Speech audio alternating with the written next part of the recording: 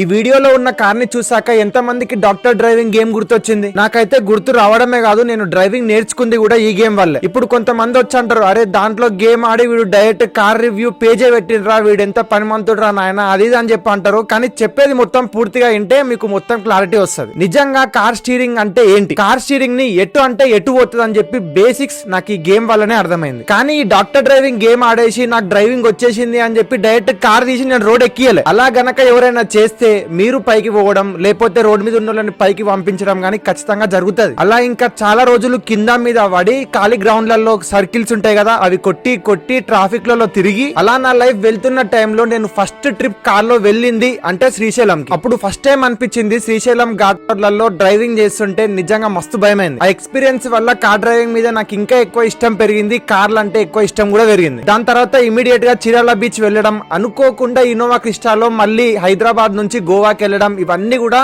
అనుకోకుండా జరిగిపోయింది. కానీ గోవా ట్రిప్ ఏదైతే ఉందో సింగిల్ హ్యాండెడ్ గా ఒక్కనే డ్రైవింగ్ చేసిన అప్ అండ్ డౌన్. అప్పుడు తెలిసింది ఇన్నోవా క్రిస్టా పవర్ అంటే ఏంటిది అని చెప్పి. అప్పటి వరకు చిన్న చిన్న సుజుకి కార్లు నడుపుకునే నేను ఒక్కసారి ఇన్నోవా క్రిస్టా ఇంజన్ బీట్ ఇన్నాక గులాం అయిపోయినా. తర్వాత కియా సెల్టోస్ లో సోమశిలా అని అటు సైడ్ చాలా అయితే తిరిగిన. ఎగ్జాక్ట్ గా అదే టైంలో మహేంద్ర తార్ లాంచ్ అయింది, అది ఇట్లా ఒక ఊపింది, దాంట్లో కూడా తిరగాల్సి వచ్చింది కూడా. ఇంకా అన్నిటికంటే నా డ్రైవింగ్ లో నేను ఎక్కువ మాట్లాడుకోవాల్సిన విషయం ఏదన్నా ఉంది అంటే హుండై వర్నా గురించి. ఇది ఒక సెడన్ ని డ్రైవ్ చేసినప్పుడు ఎంత థ్రిల్ వస్తుందో, కానీ దాని గ్రౌండ్ క్లియరెన్స్ వల్ల అంతే కష్టాలు కూడా పడాల్సి వస్తుంది అని చెప్పి అప్పుడే అర్థమైంది నాకు. అలా కొన్ని వందల కార్లు నడిపిన తర్వాత కార్లే నా ప్రపంచం అయిపోయింది. ఒక్క మాటలో చెప్పాలంటే అమ్మాయిల పిచ్చున్నోడు ప్లే బాయ్ అవుతాడు, కార్ల పిచ్చున్నోడు కన్ఫామ్ గా కార్ రివ్యూవర్ అవుతాడు. ఇది నా కార్ల కథ. మరి నీ కార్ల కథ ఏముందో ఒకసారి కింద కామెంట్ లో అయితే రాయి, ఖచ్చితంగా ప్రపంచం అయితే చూస్తుంది. ఇంకా ఇలాంటి కార్ ముచ్చట్లు మనం రోజు పెట్టుకోవడానికి నువ్వేం చేయాలి, ఫస్ట్ నన్ను ఫాలో చేయాలి. ఇలాంటి కార్ ముచ్చట్లు మనం రోజు పెట్టుకోవడానికి మనకి వీలుంటది. ఇంకొక ఇంపార్టెంట్ విషయం ఏంటిదంటే చాలా మంది దగ్గర కార్ ఉంటది, కార్ ని డైలీ వాడకుండా ఒక దగ్గర మూలకు పెట్టేసి దానికి పూజలు చేయరు, దుమ్ము పడిపోయిన ఇట్లా దానికి కడగను కూడా కడగరు. మరి కార్ ఉండే ఎందుకు?